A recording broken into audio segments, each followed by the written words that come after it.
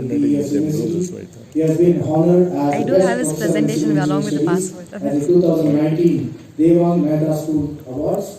He has worked at various corporates in India and abroad, most notably at Southport, BPR, CCON, etc. His doctoral thesis has been on the subject of vibration on cable-stayed bridges. He has published over 25 papers in the national and international conferences and seminars, and has guided and continues to guide various graduate and postgraduate and PhD students. He is a member of various prestigious institutions, including our institution, ACCE, the IEEE, ISWE, ISET, IRC, IIBE. Some of his key projects include SHM, which is short for Structural Health Monitoring, and remedial engineering of bridges at Vietnam, at cruisers in Finland, Golden Beak crossing at Russia, and back home in India, he has also been associated with the Kazigam-Baramulla rail link in the Northern Railway Viaduct and the viaducts for BMRCL at Bangalore as well. He has worked extensively in the field of information and digital technology, and he forays all his endeavors into the domain of IoT, AI, VR, and BIM, and all this pertaining to the civil engineering. He has also published various papers in this regard. So, ladies and gentlemen, please put your hands together to welcome Mr. Professor Chandramouli.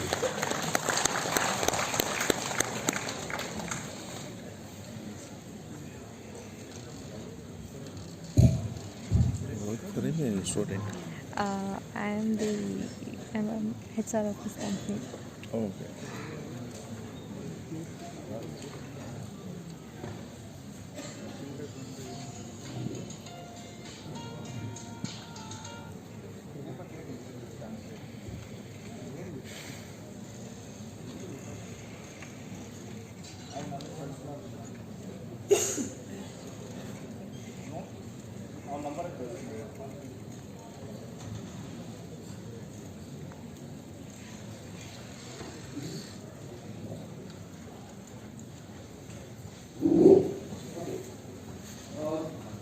Good afternoon. Next, we're going to take for lunch. I know my presentation should be as short as possible, but which I couldn't do that much. But my topic of my presentation is application of IoT in construction industry. It is Internet of Things. Myself, I'm a professor at PS University. I've been working at various institutes. My teacher is here, will be witnessing my presentation maybe after 20 years. And I have my boss who is associated with all my projects, and he knows me in and out, and whatever I like here, he will definitely catch me and then ask me more questions. So the outline of this presentation is going to be introduction, the buzzwords which is buzzing in the construction industry, and the essential components of IoT. Why is this required? The construction industry, most of them, they know the technology, but they don't know in depth that is required in order to have a business. So next is IoT application in civil industry. I'll walk through the more general part of it. I'll get into specific where I was involved. Then the concluding remarks, what could be done, and few references if you are interested. So the first is introduction. So as we all know, we are the largest industry in the world, and we are the backbone to the economy.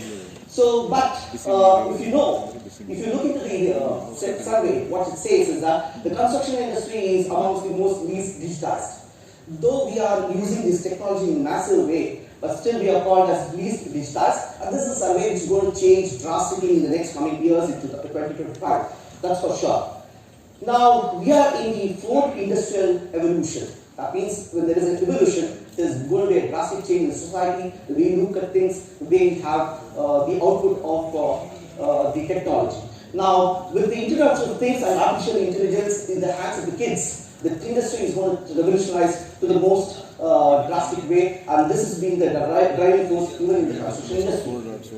Now, India is the largest emerging industrial hub, while the rapid urbanization is needed to support the Indian progress in both the economy. But there are so many issues and concerns. Already we had a speaker who raised so many issues. But as rightly said, we always need to have brilliant solutions for everything. I think this topic would be helping us in this regard. So one of few of those that we can add on to those problems are growing populations and pollution, and the environmental concerns and ecosystem balances, resource utilization and management, demand for water, electricity increasing exponentially, citizen safety, women safety and child safety, which is a major concern these days, emergency services when there is a disaster.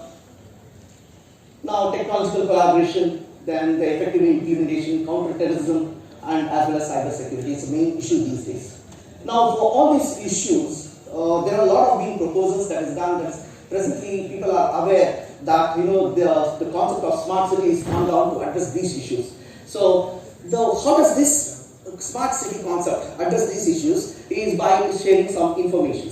That is sharing information, that seamlessly sharing information, less intrusive and no physical context, and short processing, high time reactions. These are the three things that is going to help us to get into the concept of the smart city. Now let's try to know what is a smart city more in detail, or a smart infrastructure. The smart infrastructure in the cities is which the function is sustainable and in an intelligent way by integrating all the infrastructures and services in the cohesive whole and using intelligent devices for monitoring and controlling to ensure sustainability and efficiency.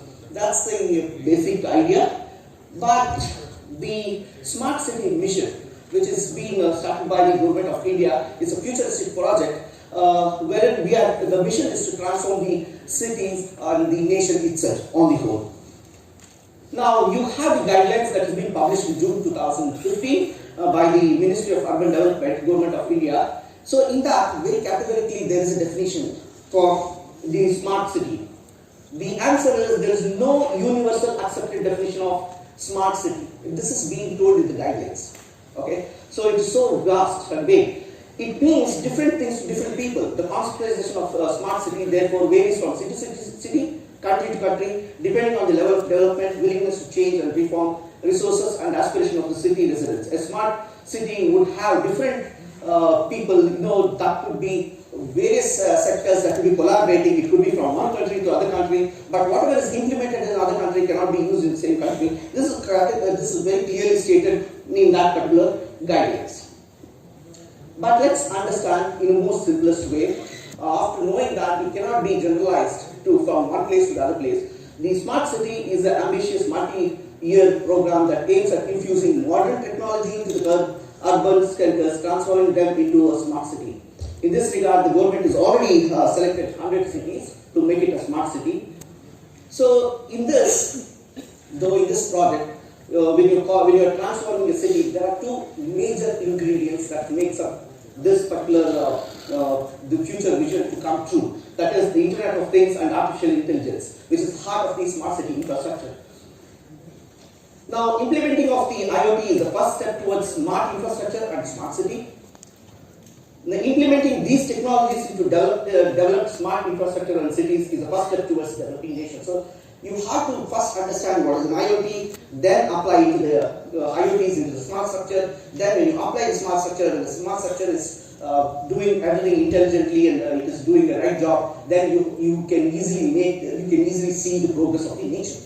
That's the difference. So in order to understand, in order to have a continuity of understanding these projects as well as to give you information on what is the IoT, there are a few buzzwords that is on the internet which we can blog and we can look into, we can read on. And we need to also understand the essential components from the civil engineering point of view. So these are the big words that you see on the internet. Few people are aware, few are not. The survey also says only 10% of them know about these words. Okay, and 53% don't even know about this. So I have a survey report, but I've just hidden this slide because to cut short things. So what is the Internet of Things? Again, this word is being completely different for different people who are using it.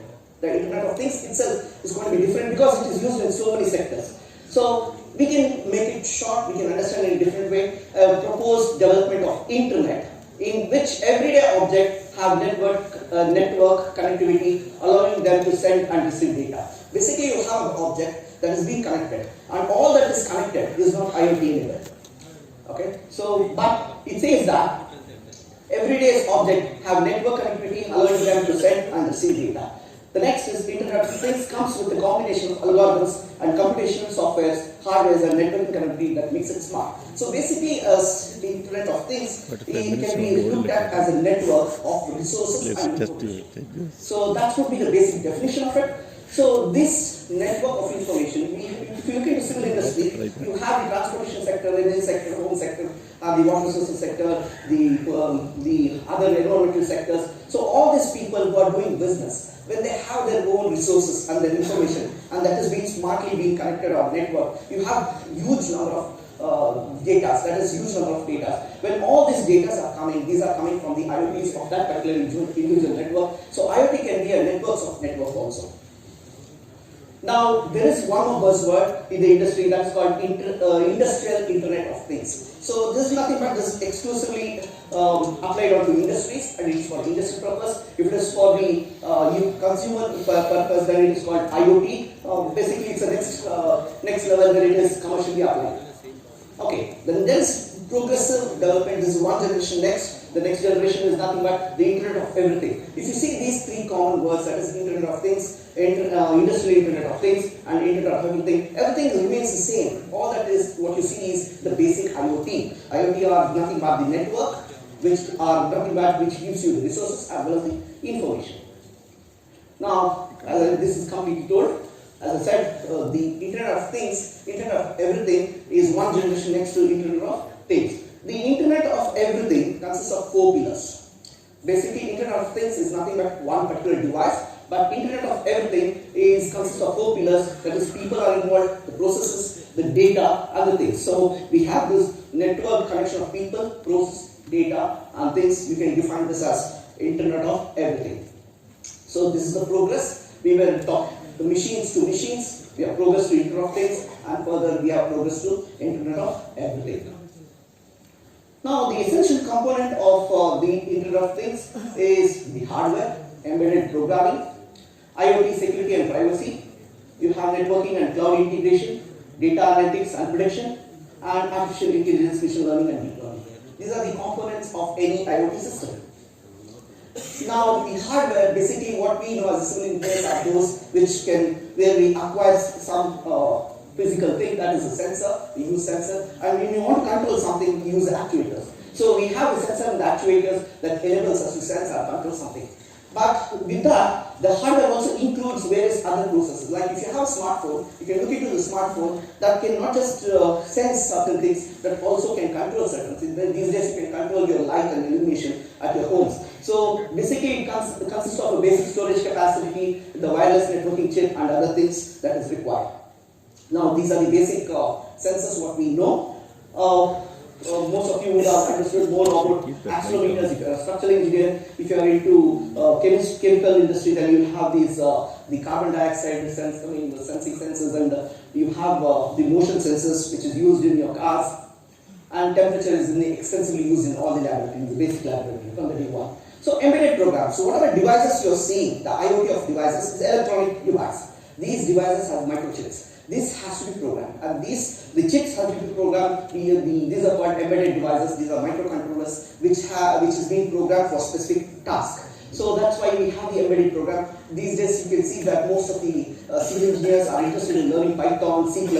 Why do they do that? Because most of civil engineers are using these IoTs these days. So if in case they are enhanced with such type of programming skills, I think that will be doing a good job for the next practice. Now, security and privacy, it's always an issue with any of the systems what we have developed, whether it is too advanced or it is still to progress. Security is always an issue that is being slowly addressed. There are every day it is progressively changing. So things are always in the change. This is the area which the software industry and the ethical hackers are working on.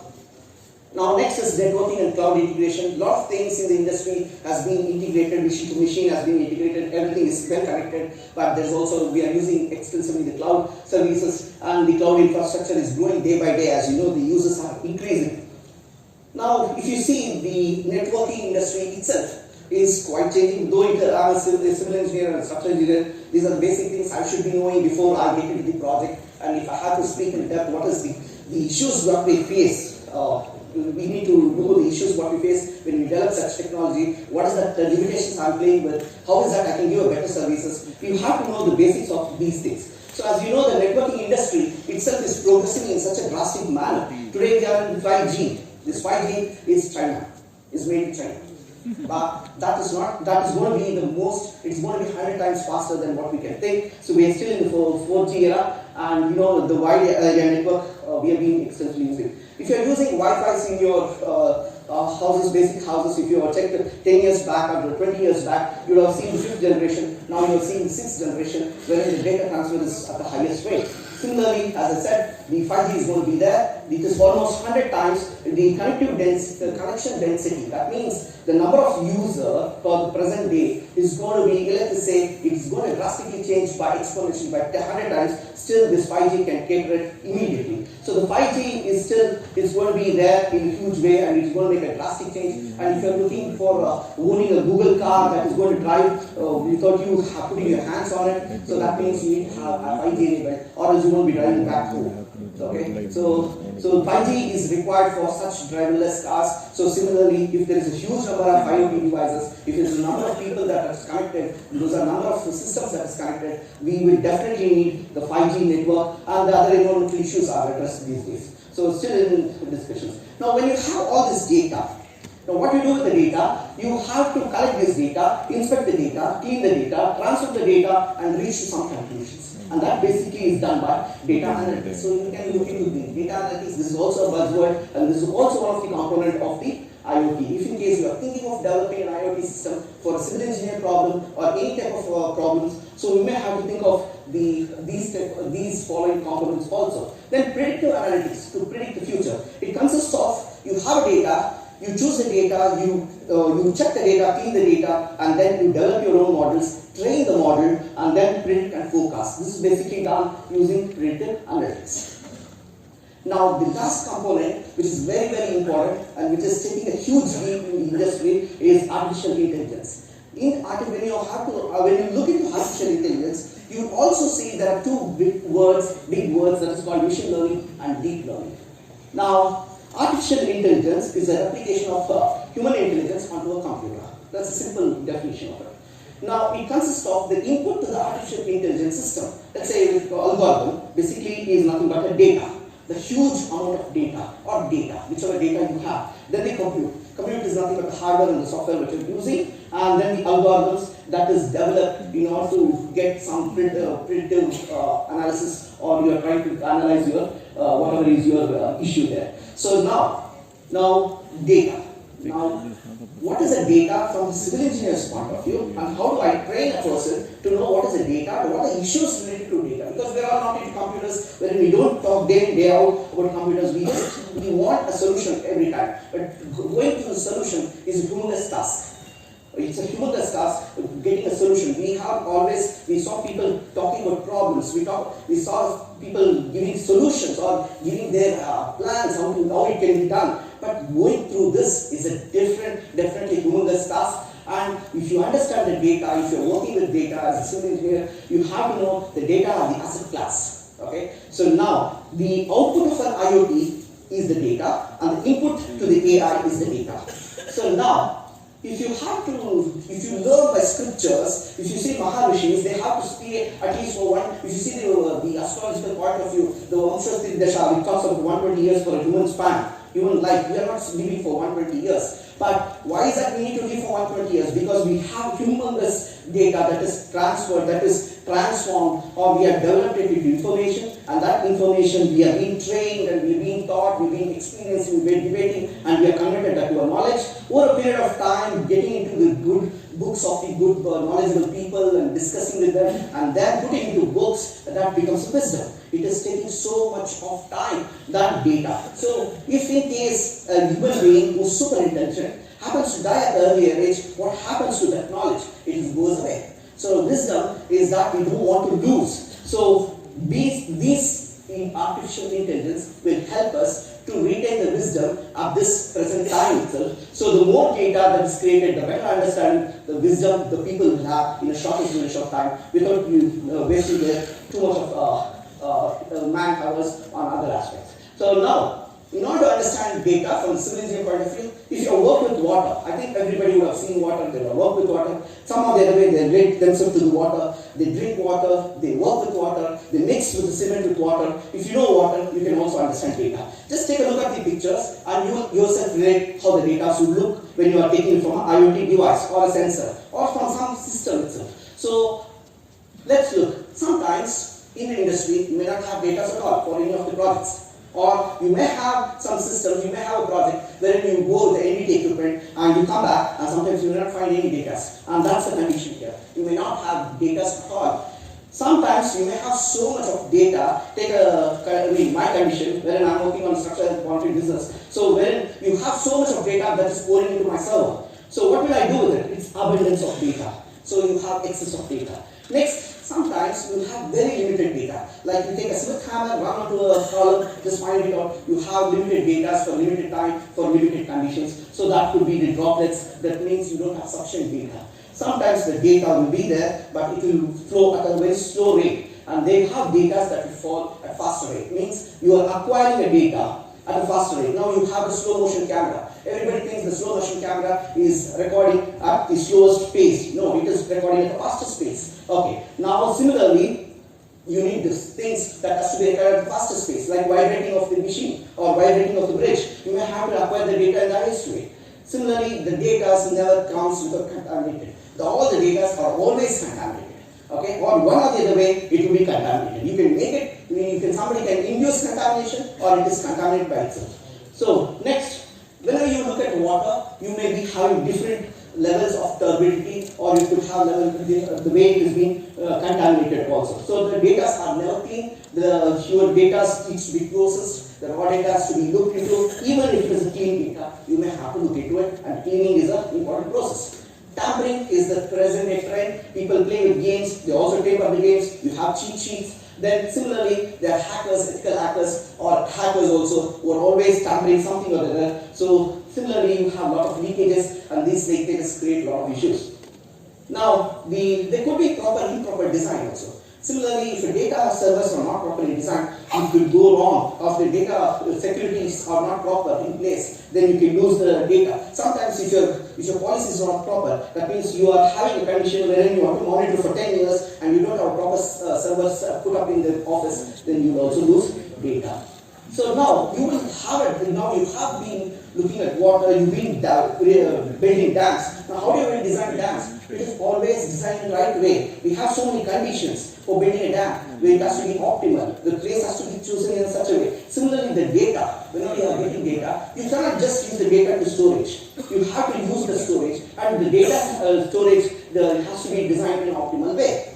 Next, when it is stored, you have to utilize it. So data, whenever the water is stored, you utilize it for some purpose. Similarly, the data can be stored and it is used to utilized. Data can be simply utilized in the simplest way without using too much of technology like I/O, then the intelligence, nothing. Just a simple method. You can to the data, look into the data, so, just look into it, what is happening with your structure also.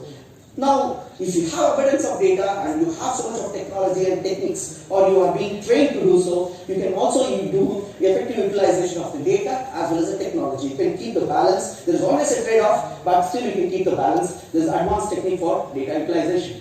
Whenever you drink a glass of water, we've been talking about plastic and creating cancers, but as you know, everything, whatever you do, you test it. So immediately whenever you get the data, the data is also being investigated, should be tested. So data is always analyzed. This data in the industry is not at one place. It is completely distributed. Now if I take a data from one of the industries and then I try to do analysis, it will not give me a complete picture. Or if I take a set of people who are my close friends and I really do an analysis, still it will not give me a complete picture.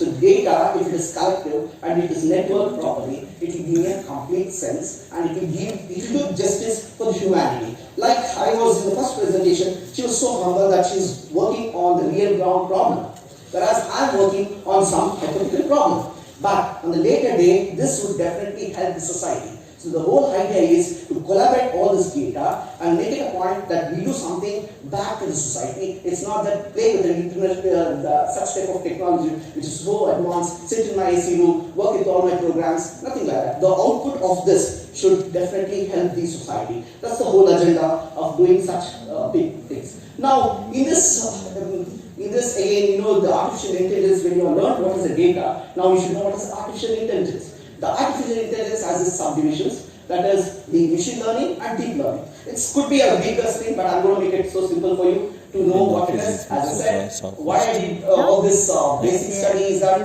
wherever we go, we do so much of presentation. It will be like, we are talking about technologies, some people will be talking about their problems, so it doesn't match when we will be able to answer everything on the stage, even a devil becomes God. That's what I've learned. So whatever questions you ask, I will definitely answer it, but that doesn't serve the purpose. But if on the stage, if I give you the basic idea, and later you have some issues, and I put it genuinely, I think I'll do justice. So now, as you know, the 10% of the internet user around the globe knows what AI is and how to work with AI. But almost about 50% they don't know much. So that's the reason I try to put in all my conference presentations that some of the basics should be put. And looking at if you look at this particular slide, you can see that artificial intelligence encompasses both machine learning and deep learning. The machine learning is the manual way of doing things. The deep learning is nothing but system based. Just to put it in a very simple, short way. It is because of time constraint. Let's take this example. This is a very classical example that is taught in the classes when you're into a computer science or electronics student. Now let's understand, we know to train one particular IoT device or the laptop, or you have any other system, and your question is that which of this is a cat and a dog. So most of you are having good eyesight, I believe, so you can easily make out which of this is cat, though it's a cartoon droid, so you can easily make out which of this is cat and a dog. So the question is, you're going to train your computers that saying that I will give you a picture, you have to tell me which is a cat and which is a dog. Now, this is a beautiful picture, high resolution, completely clean and clear. But if in case you are still worried like me, reading a lot of books, you will be still confused which is a cat and which is a dog, or a hybrid of it. Now, let's complicate it a little. All your pictures, what you take in your iPhones, or that is being passed on to WhatsApp, there is a deterioration in your data, or it is going to reduce, or it is going to compress, right? So you have a compression here. Now you have the same picture, but now I am complicating things. I have a picture, now I am asking your computer to find which of this is a cat and a dog. Now, let me go further. If in case, don't ever think that you lost your eyesight. I have made this picture as blur. So this is a question put to your computer. Which of this is a cat and a dog? Now, when you ask the question to a computer, it has to give you the answer, which of this. So how are you going to do it? Now we are going to try it. But if you remember, if you're totally good into animals, then you will always go wrong in identification. You know that the cat itself has its own family, the dog itself has its own family. We may get confused which of this is the right one. So even the computers, even if you feed the computers, see, computers also can make such mistakes. So you need to train the computer exactly to locate which breed it belongs to. Now, the same problem, we have the cat. What we do is, we provide the computer with the pictures. You start with the image, you can start with a single image. Now you have one data. That is not sufficient enough. So what you do, you add additional data. Now you add additional data. From these data, you extract the feature. What are the features? Eye features, and then you have the shape features, the corners, the edge, and then once you have got it, now you have a model. You develop a model on this feature, and based on this model, you predict what is going to happen next is you give data to the computer will be able to locate at least to the closer accuracy based on the number of inputs you have given, number of runs you have run on your machine learning, then it will give you the identify and it will say, okay, that's the cat. Okay, that's the basic understanding of machine learning. Now, what you did basically now is you took some images, you plugged into your computer, you manually picked out certain features of the animal or certain shapes of the animal, then you plugged into your machine learning algorithm. You basically then later you input a question and that will locate what it belongs to, what it is all about. So that is about machine learning. Now that's the manual side of it. Now things are so simplified for us, but we are not utilizing this, is that we have something called deep learning algorithm. It's a very simple way. You have a picture, you input into your computer. Similarly, if I give you 10,000 or lakhs and lakhs and lakhs of pictures that is related to a dog, and you try to upload it to your system, there is an algorithm that is already there, that is built. You use that algorithm in a programming way, and then what you do is you skip the process of extracting the features. All that you did in the previous machine learning is you extracted the features of the animal, but here you don't do it. You just upload the whole thing. Then there is an algorithm that will get, the algorithm is a black box. If you want to know further, it's nothing but artificial neural network. You have multiple layers or hidden layers which will do this process for you. Ultimately, you plug in your question, it will give you an answer what it is about. So here you can see I plugged in all the car data here.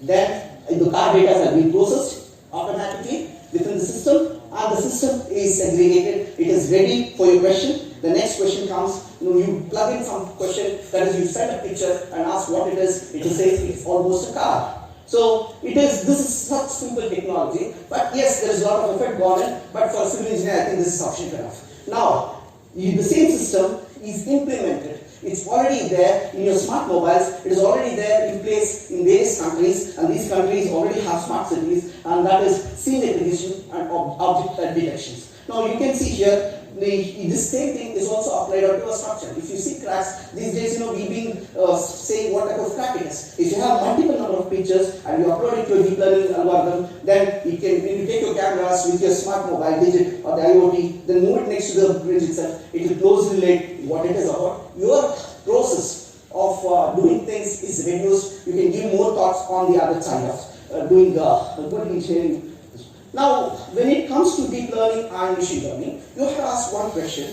Do you have a good hardware, or do you have data, enough data? Those are called labeled data. So if you have both of these, or you could have one of these. So if you have both of these, or if you don't have both of these, then you go to the manual one, and as you know, this is the simplest way, and that's why if you have a good hardware and a lot of data, you go for machine learning. If you have both of these, you can go for deep learning, and deep learning is optimized. So you'll be very happy to go for deep learning, obvious, because I don't have to do anything, everything is optimized. So next issue is, if you're going with the deep learning, you have to put your budget onto the high performing computing systems. These systems are quite expensive. That's the one basic problem with it. The deep learning is generally more complex, so it needs huge, humongous data. In order to have humongous data or data that is too large, you need to have more number of devices that has to be well connected, and those connections has to be transferring data, the networking, so many issues are there. So when you have these two, I think you can go for deep learning algorithms. Now you can build your IoT now on either machine language or a deep learning language. As you see, the training set for the machine language is small, for deep learning is large. The time taken by machine learning is short, but the time taken by the deep learning is long, but the accuracy of results is too good in deep learning. Now, this itself says this technology or this science, which is learned in books by computer science students, it started in 1950s. We are still not implementing. The process is developing. We are developing algorithms. People are developing algorithms, and what we do is basically we are converting the machine to be smart as human beings. So that's the whole idea. Now, the next question that comes in most of the office spaces is that if I have artificial network or artificial intelligence into my office, that means we have less number of people working on it. Not at all. If in case if you see there was a calculator that was invented, then you didn't lose your jobs as an engineer. But how will you lose when you have artificial intelligence? It basically reduces. It simplifies your repeated things. It simplifies your logical reason, which are always repeated. You waste time on that. Rather than that, you can enrich your knowledge on looking at the problem. Now, artificial intelligence is we call it as a device which can think and learn progressively, and it is a programmed logics that acts based on the way it pursues things, okay, and the ability to act without interventions. That means human interventions is minimized when artificial intelligence is being put. So the three major components are the algorithms, data, and compute, which is actually making the growth of AI. Now let's look at the algorithms. The algorithms in 2002, The theory goes in 1950s, there was a breakthrough in Alexa. Now you have Alexa that is there on the phones. You can ask for any questions, it will give you the answer. Now you have the AlexaNet, which started in 2012. That means there was a breakthrough. From then we have the artificial intelligence algorithm that is being extensively developed. Now today where we are, there is algorithms, but for your information, this is the algorithms that is still in the R&D department, academics. It is not got into enterprises. Think of it. Once the enterprises are using it, how much of development will take place in these algorithms? It will be further enhanced, and this artificial intelligence, it will be more case specific, it will be more tuned, it will be more intelligent. And you have the data. Now these data, as you know, it was predicted in 2020 we will have over 50 billion devices being connected. That means every person is connected to 6 to 7 devices. So that means we don't have human relations these days, but you have more number of relations with your smart devices. Now, if you are having 2 devices or multiple number of devices, you can find out how much of networking takes place by this particular law. So you know how much of devices will be connected if I am talking about 50 billion devices. Okay. Now, if you have 50 billion devices connecting to each other, transferring data to each other, you know how much of data will be there, and we are talking not in terabytes these days, we are talking in zettabytes and further. Now, let's understand what is a zettabyte. Okay. Now, 1024 terabyte is equal to 1 zettabyte. Now, if you see global, there is a prediction in 2025. The amount of data that is going to come up is 175 zettabyte. Now, if you want to understand like a civil engineer, and if you are interested in Chandramouli, this one, all that you have to do is go on this cover, take a tape, start measuring to the moon 23 times. 23 times, and stack one of your DVDs, that is the Blu-ray DVDs, to the fullest capacity. You will have about 25 trillion Blu-ray DVDs stacked on it. Okay, 23 times. That much of amount of data is going to be got in 2025. Believe me, India is going to be next. It's going to call as the third construction infrastructure in 2025. It's already declared. It is going to be there, and we are going to use this technology to the fullest, and we will be the digital country also. Now, the last one is Keynote. Keynote is not our business. It is the business of the various people who are involved in the R&D departments of hardware and software. As you know, if you have owned a mobile previous year, I think you would have updated today. Why? Because you needed more data. You need more storage. You need more processing. Previous year, Redmi came up with 3 GB RAM. They said that's one of the most biggest they have. And today they are talking about 16 GB RAM. That's the progress. And if you see how much pressure is on the people who are working on it, you will never understand. These civil engineers, if you're thinking that you are being pressurized too much, think of their pressure. The data is going to be so much, and the technology is going to be so much, and it is also reported by think tanks. There is a OpenIO think tank, that's one of the leading think tank, which already stated that the demand on AI computing specific for deep learning is doubling every 3.5 months. Think of their pressure. They need to give an output every 3.5 months. They need to come up with a new technology. Okay, now we understood what the IoT. IoT is a device. Then artificial intelligence is making your device smart enough, and you are recognizing, and you learned how you can do that in a simple way. So you can apply it. Where do you apply it? The application is everywhere. You have to just look into this slide. I'll just run through the slide, and I can also take some break because I'm being very fast. I know Mr. Ramesh will ask me to slow down, but I will not do that. So smart cities and smart infrastructure, it's being, you know, there are smart parking these days. If you look into my paper, which I've already given here, there are a few places where this technology is being applied. This is given lots and lots of better outputs. And it's also, now we've had the recent fire, the forest fire, a lot of IoT devices has been already installed, and they're also talking about the radiation levels. They're looking at the thermal levels, how the animals can go back and rehabilitate. So then the earthquake centers, the leakages, you can use smart water, you can have smart monitoring, then industrial control, smart agriculture, which we are practicing these days in India.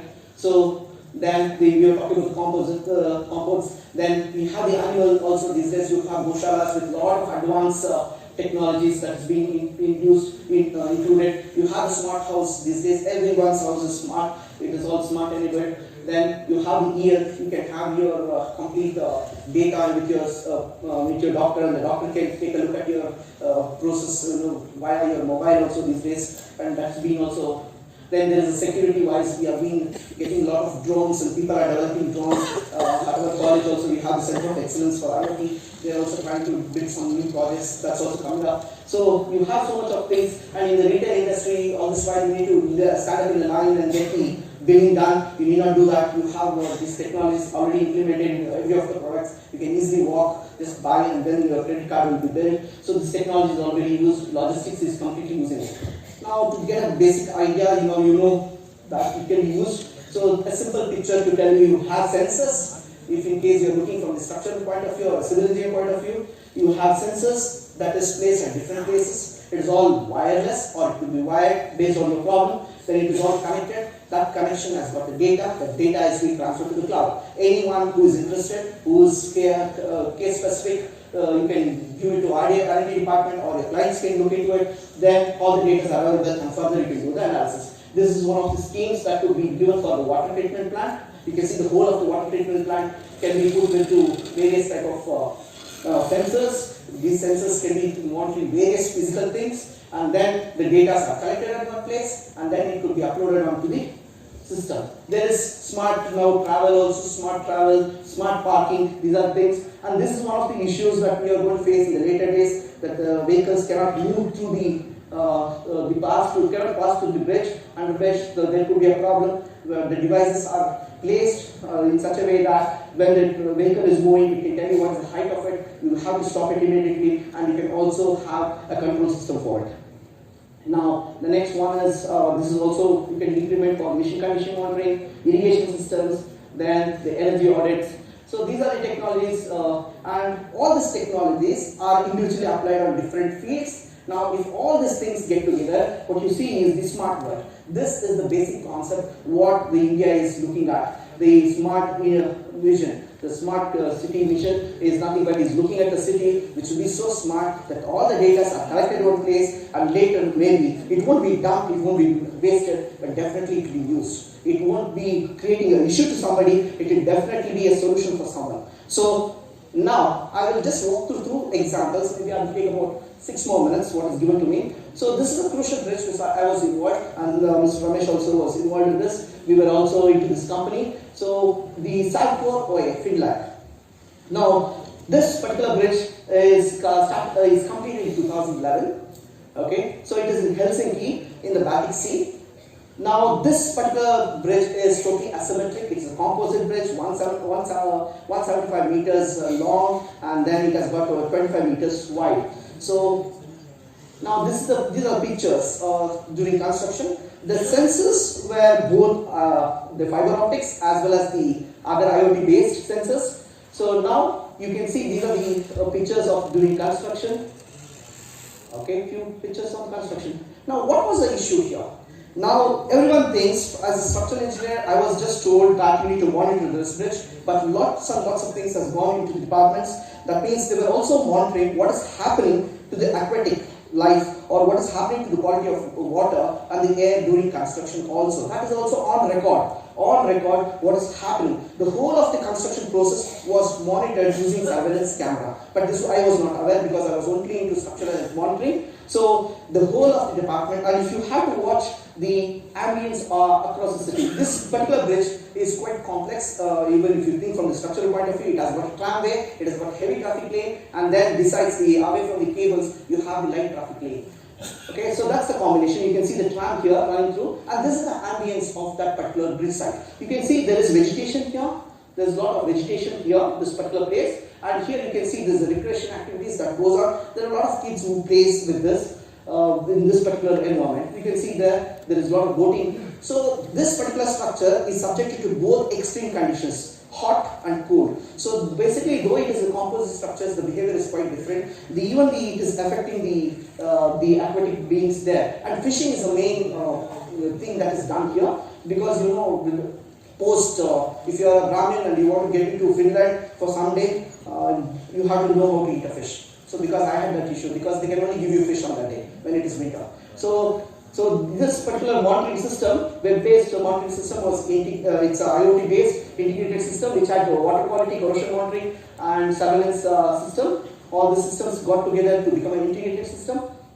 And then basically we were concentrating on the structural health monitoring part, and the other team was also concentrating on this water quality, and these are the parameters they were monitoring. Our company was also into the corrosion monitoring, so few of the corrosion monitoring instruments also gone in place, corrosion control. So basically you have a number of sensors that is connected, wired connected onto the system, and then this system is being completely connected to the internet. So all the data are available. In fact, we had the access to this particular website. Now we are not, because we are out of this company. So we cannot, but I have the facility, I have the privilege to present this because I was into the team. So we were into the team. I have written a mail to them saying that I will be using for academic purpose. And since I'm also actively involved in some of the activities which they call me on phone to get some suggestions, I'm giving them. So what we do is basically we collect the data, we upload to the system server, local server, and the local server uploads to the remote server. The academicians and the people who are interested, they look into it, they convert these data to information.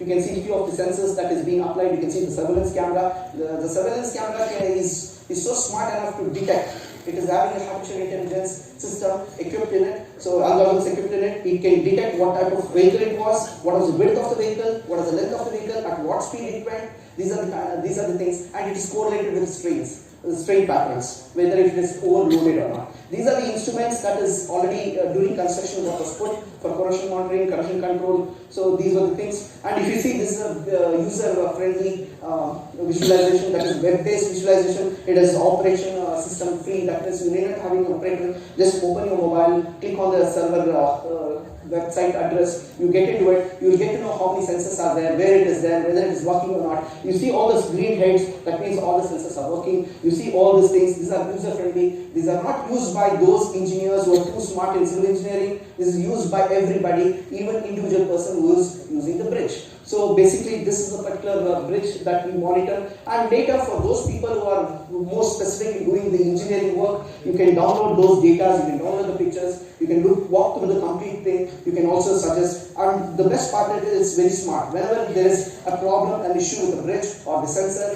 the whole system transfers the data and as well as the information to the person in charge.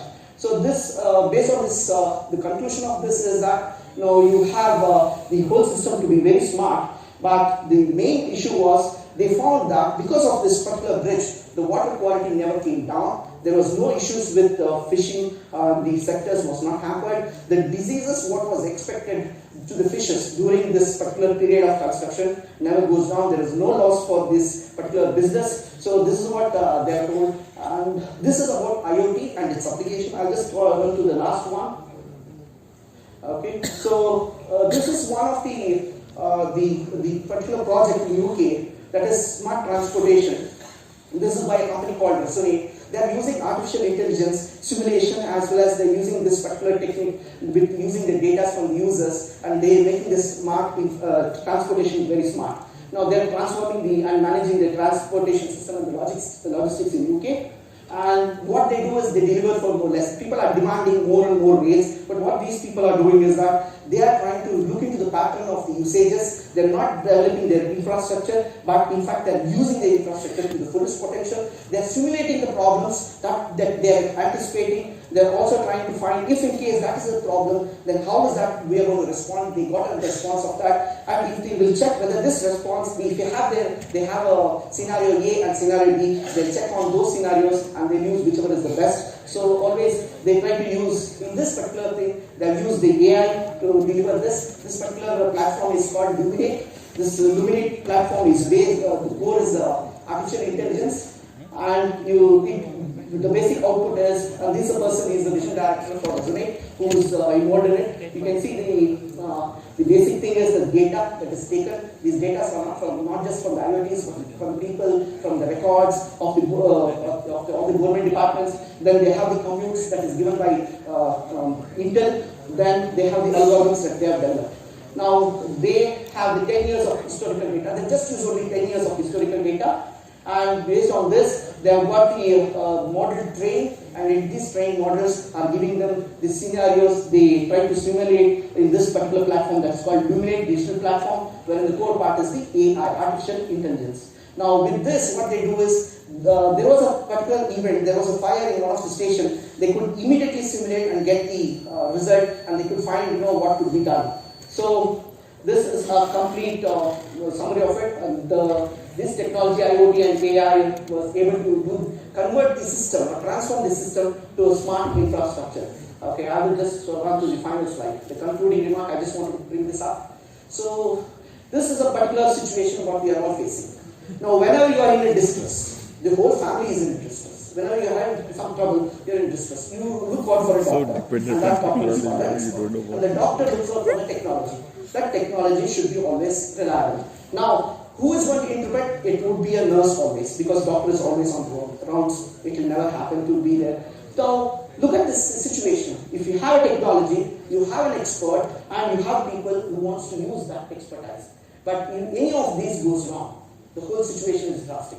The reality is never known to us. So what we need is reliable information and from the reliable sources, and we need to have a reliable system and expertise. Now the IoT is the reliable system that we can make it more, we can tune it, and the expertise can be done by the human being, but with lots and lots of programming by using AI technology. So I thank you all. I'm sorry I need to rush for this presentation, and thank you. Thank you, Dr. Chandramouli. Thank you so very much. In fact, you have compressed it all so much in so little time. No wonder it's called deep learning. Yes. And if AI, artificial intelligence, is deep learning, I wonder how much more deeper is the natural intelligence learning. Thank you so very much, sir. To do the honors on to our revered speaker, may I request Shri Umesh P. Rao, sir, to please come on the stage. Mr. Umesh P. Rao, he is our founder member, and we'd like to convey our token of gratitude and thanks for taking your time out and sharing such wonderful and widespread information at a very deep level to us. Thank you so very much, sir. Can we have a memento, please?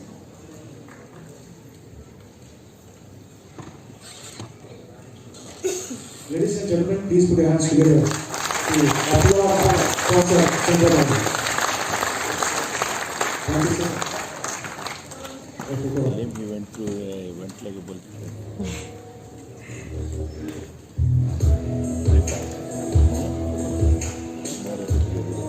Thank you, Umesh Rao. Thank you, Professor Chandramouli.